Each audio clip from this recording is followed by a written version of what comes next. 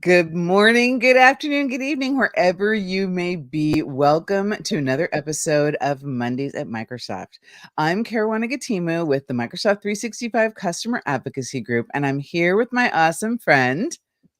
Heather Cook. Hello, everyone. Principal Community Evangelist for Microsoft 365 Customer Advocacy Group. Hello, hello. Hi, Karuana. Hello, good morning. It's another busy week in the Microsoft ecosystem. And we want to remind you that the primary location for our show has moved to our community learning channel on YouTube. We're still streaming to LinkedIn and Coffee in the Cloud and Facebook and all our fun locations. We want to be wherever you are, but our primary location is going to be on the community learning channel because there's also so much fantastic content out there. There are demos and tutorials from other people in the community. There are community calls that are there, and it's just an awesome place. So make sure you go and subscribe to the Community Learning channel and hit that little notification button so that you know when something new drops, because we have all sorts of stuff out there, including the deep dive technical sessions that we did at the Microsoft 365 conference in Orlando. And you definitely don't want to miss those. Very exciting. I'm so happy about that. Pivot to the community learning channel. Yay. A new home, as it were. So, yeah. Yes, a new home. It goes with our community news bureau and all the stuff that we're doing to bring community together across Microsoft. But there's always things going on in Microsoft, especially in this era of AI. And one of the things that people are really concerned about AI is hallucination. And I'm not sure. I heard Satya say once that he wasn't that fond of that term. I've heard other scientists say that, but it is the result of a result from AI that is not grounded in proper information, and it can hallucinate in all sorts of ways. And this can be a huge problem. So we're teaching language models to hallucinate less with synthetic tasks. We really want to make sure that every AI system is built in a way that you can trust and you can use it effectively. And we're actually really lucky to have so many resources in this area to be able to invest in this. And so we want to make sure that we're lighting the way for how people use AI responsibly and enable other people to do it too. So we've made a comprehensive array of tools that will address ungroundedness based on expertise from, delivering our own products like Microsoft Copilot. We've learned a lot from that process, and we're taking those learnings and quickly turning them back into more research and more, capabilities to benefit the world at large. So you'll be able to use these custom tools yourself. And on your data, features in Azure OpenAI service helps organizations ground their generative AI applications with their own data and in an enterprise secure environment, right? We want to make sure that people who are using Azure AI and who are building their own solutions have the benefit of using these tools as well. Like, it's not enough for us to deliver products. We like to deliver a platform. We are a platform company, and we want to make sure that people have the right kind of tools to develop their own solutions, because the real creativity with AI comes from all of you. And so we want to make sure that you know how to do that effectively. And if there's an evaluation service that helps customers measure groundedness in apps in production and against pre-built groundedness metrics. So that's a new term, the new term of the day, a groundedness metric. I don't know. That was new for me. So we're learning right along with you folks at home. I want We that for my life. Just like, am I grounded today or am I not grounded? Like It's very over important. under kind of thing. Yes. I never had, and I didn't know until this morning or when I read the script the first time, that ungroundedness was a tool, like a state, a word. Right, I right. know it's a Yeah. state of being. I can be ungrounded. I didn't know it was actually ungroundedness was a technology term. So, and so we also announced tools to detect groundedness at scale in applications that access enterprise data. So I'm sure you get the picture here. Using Azure AI Studio, these tools are powered there, and you can fine tune them to evaluate responses against source documents. So this is an important concept, especially when you're using your own enterprise data and AI solutions. And we're excited about releasing these tools for all of you to use. Give us your feedback, because your feedback is part of what we're learning from, and we'll be able to then continue to, improve these tools as we release them. It's Yeah, amazing what is happening. So I'm glad that that the tooling, especially in the developer space, is evolving as quickly as the rest of the tech. I think that's really important. yeah, no, it's awesome. And just we keep as we build these scripts, there's like so much AI news. You kind of have to pick and choose a little bit through it, but Yeah, that's a you huge, do. cool new thing. So I was looking through about this new cybersecurity program that we just launched, Mhm. supporting hospitals. It's about to serve 60 million people living in rural America. And the ransomware attacks in Mhm. this sector is just Yeah. more critical, for our infrastructure. And so ransomware against the healthcare sector is up 130%. That's 130, which is huge. So obviously these attacks, interrupt operations. They pose a threat to patient care, essential operations of hospitals, all that sort of thing. So, and in rural communities, this can be devastated, right? It can just, take out, an entire community of communities who are served maybe by one hospital, right? So really very cool new program. And the Rural Health Association, they have partnered with Microsoft Cybersecurity for these hospitals to look at, what are the unique needs of these organizations, and hopefully getting them some free and low cost technology services along with free training and support. So it was really cool getting into this article because it was about this particular program. But then I went even further, and there's a whole AI for health by Microsoft to Mhm. support nonprofits and research and all of that. So if you get into these articles, click all the links because there's such cool programs. One that I didn't even know that existed Yeah. called the Tech Spark program. That's really interesting too. So that's all about driving technology and cybersecurity job creation in partnership with local organizations, building community. And the Airband initiative, we've talked about this before, not hairband, remember, it's Airband, right? But that is all about getting companies, collaborating with them for public, private, and nonprofit, bringing high-speed internet access to rural communities across the United States, and really building that digital infrastructure for internet access and adoption. So just such a neat program, thinking about these rural hospitals, and then looking at the cybersecurity connection program that we're doing with them, and then the Airband initiative, like all lumped into one, is just awesome. So you can sign up for the cybersecurity program for rural hospitals at that AKA MS link there. Just super, really interesting, and a couple of really great reports in this space as well to check out that you can download as PDFs. And then kind of bouncing into another area, let's get more women online. I think it's not Wednesday, but we're definitely wearing pink today, which another memo that we just did. We do this. We don't check each other. It's hilarious. I'm always like, "What you wearing?" I'm like, "Oh yeah, we got pink on today." So, but women are more likely to have less access to the internet than men. So Microsoft is doing partnering for across the digital divide through this Airband initiative, and the AKS link here, getting more women online. There's another great report there talking about how to do this in step-by-step ways. And that's a Mhm. lot of the times, you get these high-flying kind of programs and stuff, but we need that step-by-step. What do you do? What do you do in a community? Right. And so these reports that we're putting together are giving data and tools and checklists in order to do some of those things. And sometimes it just takes one step forward to bring a Yeah. whole lot of people with you. So super excited about Absolutely. that. I love that.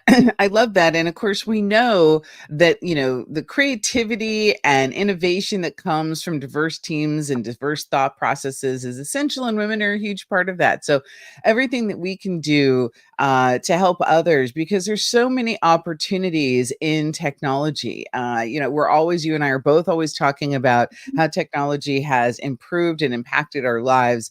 Part of my, life mission is to help it improve and impact other people's lives. And so, local community efforts like this, it's one of the many reasons that I love working here, because we like to work in communities that impact, specific areas, and we have an impact around around the globe. We're one of the few companies that gets the opportunity to do that. It's fantastic. So, but we have to do that responsibly as well. And I'm excited to mention that our 2024 sustainability report has been released. So, some of you have asked about this before, especially with the advent of AI and the intensity of the power demands and energy demands of AI. Many of you were concerned about, well, are we staying on track with our previously announced initiatives? Happy to say that yes, we are. We've accelerated some of them.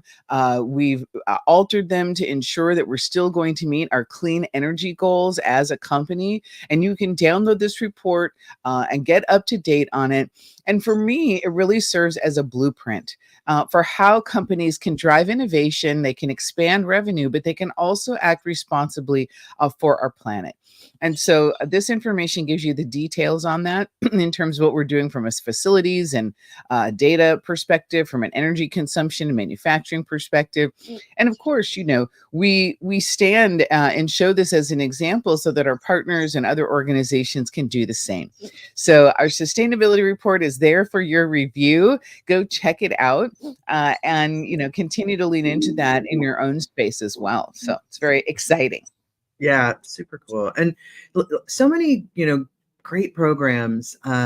Even working here, we say we started the show because we can't keep up, right? And Right. so, and so as you do, research on it, scripts and stuff, I'm like, and then I'm like 2 hours later, I'm like, oh my gosh, I've read all this amazing stuff about what we're doing. And this one came up. I knew about this one before, but I got a bird's eye view into it at the European Collab Summit in Germany because one of our principal cloud advocates, Lee Stott, who is awesome, he brought the Microsoft for Startups Founders Hub into a booth on that show site. And so that was super cool. And so if you are a startup and you have not signed up for this Founders Hub, it's free. You need to go do it. And it helps startups radically accelerate innovation.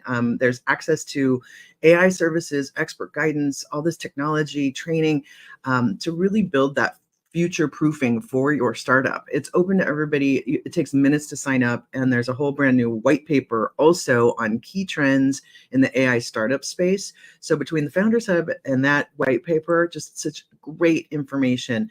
And I'm hoping that we're going to continue to have the Microsoft for Startup team and others at more of our community events as well to make sure that people know about that from our Microsoft community lounges and such. So it's really, really cool. So definitely check it out. I Yeah. love that. I love the support that we give startups. But also, part of being in a community of startups, and we've seen this with the Microsoft Startup group as well as the Startup Grind. I know you and I both know Derek Yeah. and his organization, is the Yep. energy and innovation and inspiration you get from other startup leaders, right? Because Mhm. being in a startup can be a lonely journey. It's you, maybe a couple of friends. You think you have a great idea, but it takes a lot of personal energy to get a startup off the ground. Not to mention business savvy and technical acumen. So being around other startup founders, it's not kind of a nice to have. It's almost essential to really get that energy, to replenish yourself, to give yourself the opportunity to learn as a new founder. And even if you've founded organizations before, the landscape is different now. So take advantage of these free things because those startups are the engine that really grow our economy and the global economy as well. So I'm happy to Yeah. see that we continue to invest in that support. Yeah, it's definitely something where like at this show there was a contest as well, so everybody got to get up and pitch. So it's like think of it as mentorship, as networking, as learning, as getting your pitch right, all of those things. It's so essential. Absolutely right. Yeah, super Yeah, fun. because being able to say who and what you are in 3 Mhm. minutes, right, or in Oh yeah. 90 seconds, that is a talent, and it Yep. doesn't just happen, you have to practice it. I Yep. always want people to, own their narrative. Even if you're not a startup founder, who Mhm. you are and what you do, you ought to be able to tell some executive that, in an elevator in just a few seconds, and if you haven't thought about that Yep. lately, well, maybe now's the time to do that. It's a good Love it. thing. Well, there's so much more also happening over in Microsoft 365 and Azure and what have you.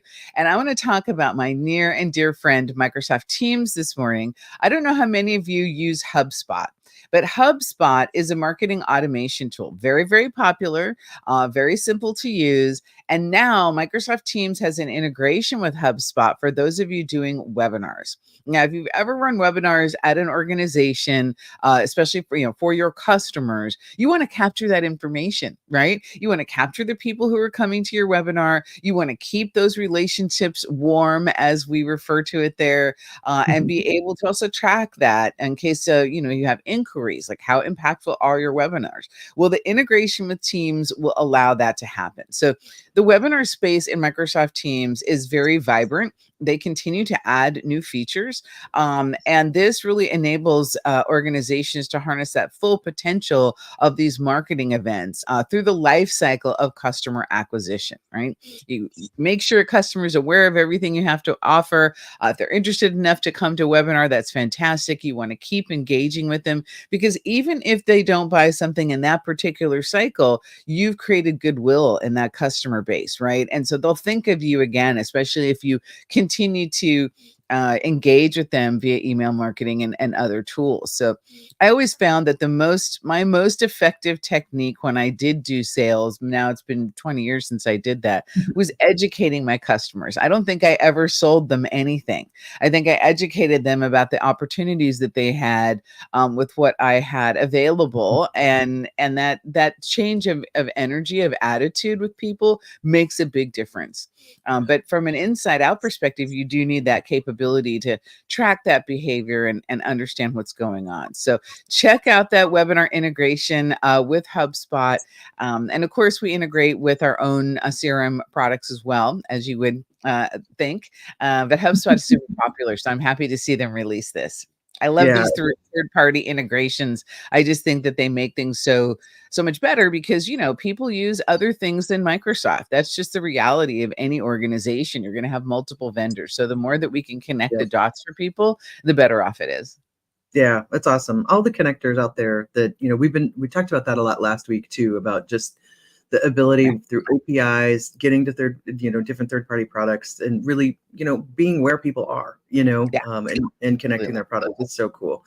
And getting into on the power side of things, it's working with complex data models in an ERD view, fueled by Copilot. I was like, say that 4 times fast, right? I was glad that was your segment and not mine. I was pretty happy about that.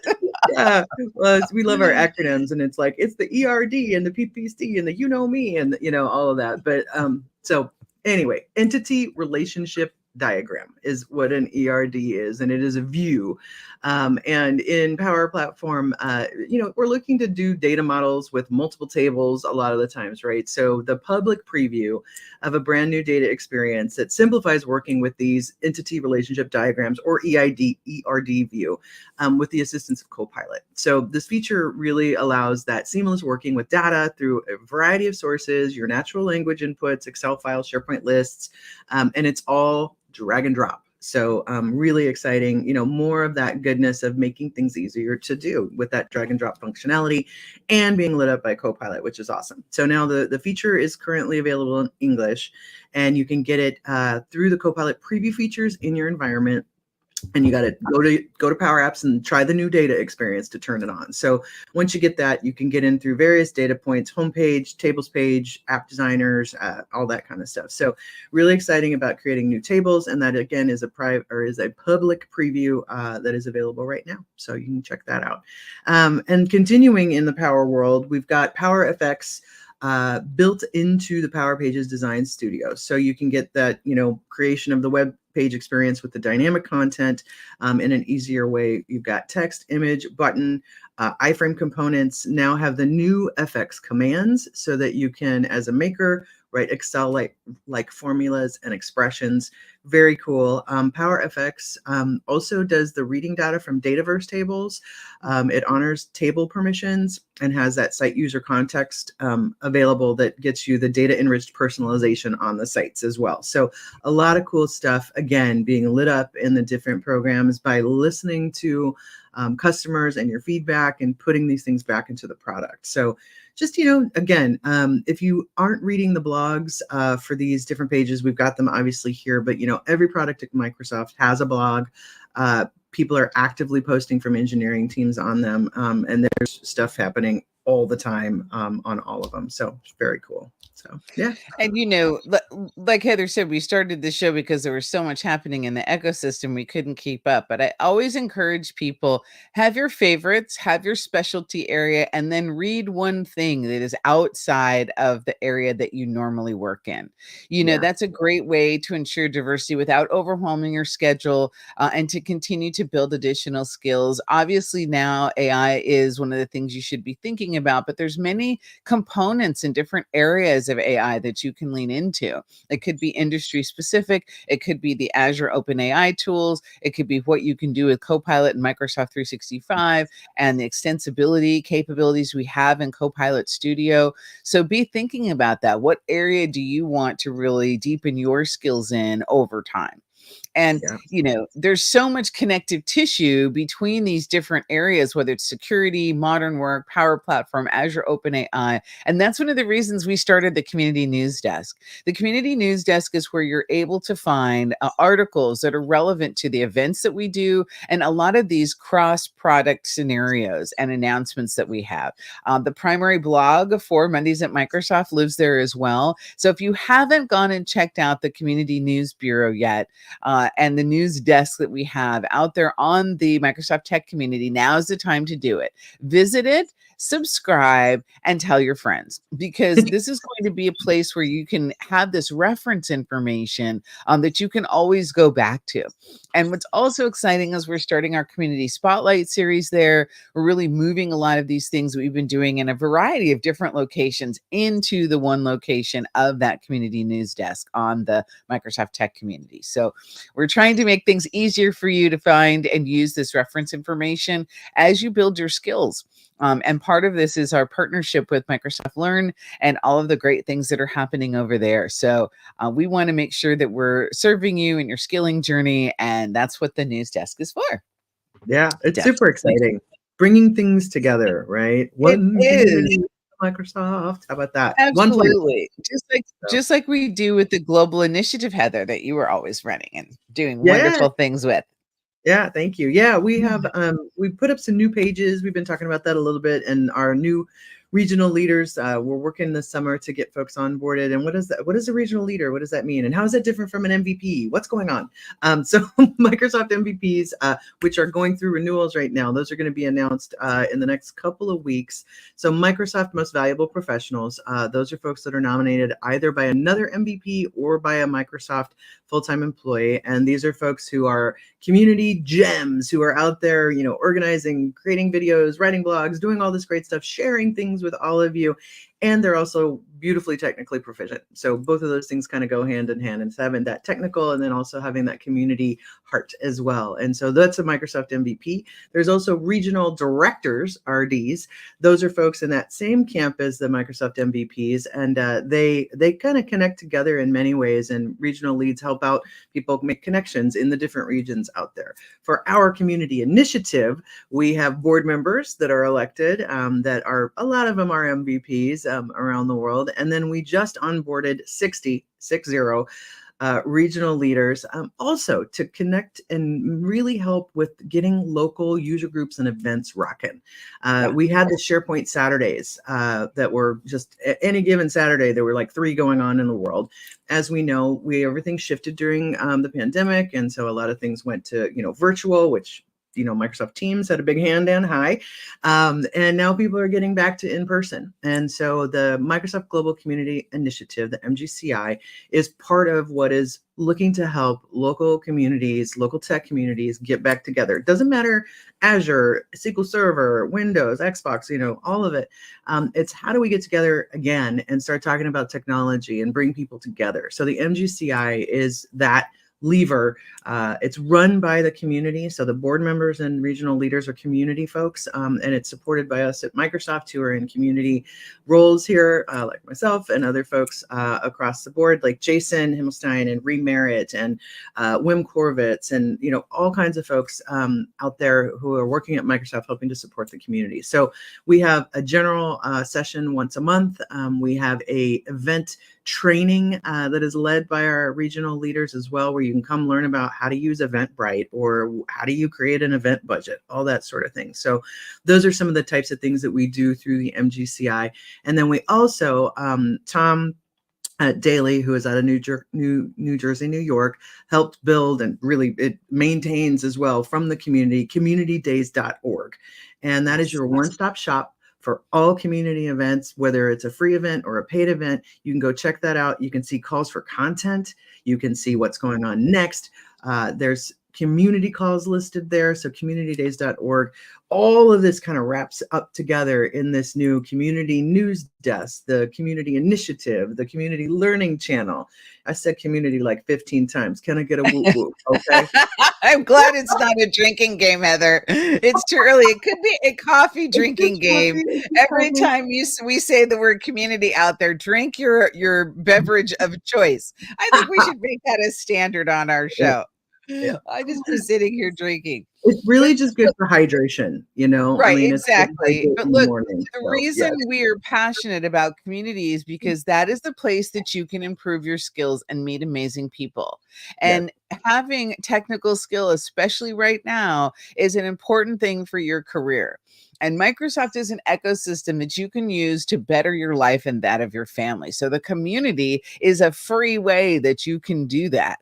And that's one of the reasons that we're so passionate about this. And the events, these local events are phenomenal for going and meeting people and learning new things.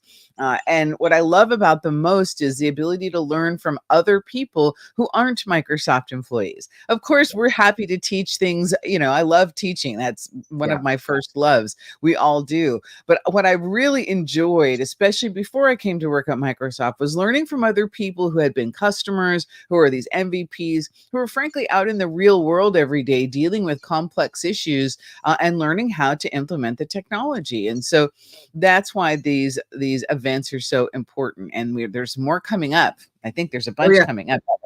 Yeah, completely. We had a bunch happen this last week. We had events in Chicago. We had a virtual event, Intranets and AI. New York City event happened. TechCon 365, PowerCon. Many of us were just there. European Power Platform Conference, Community Days, Intranets and AI. So that was just happened. And then for coming up, free events, we have, as you can see on our wonderful slides here, thank you so much, Aaron. We've got Oslo, Brazzaville, and Congo. .NET 2024 coming up in Madrid, Workplace Ninjas. We've got AI Community Conference in Toronto, and then I'm going to headline and do the keynote for M365 Chicago Community Days. Always happy to go back home to Chicago. And a call for content just opened for Twin Cities in September. So not only we're listing the events, but we're listing the calls for content for these too. So if you're interested in being a speaker for the first time or for the 100th time, calls for content are listed on these sites as well. There's some paid events that are coming up later in July.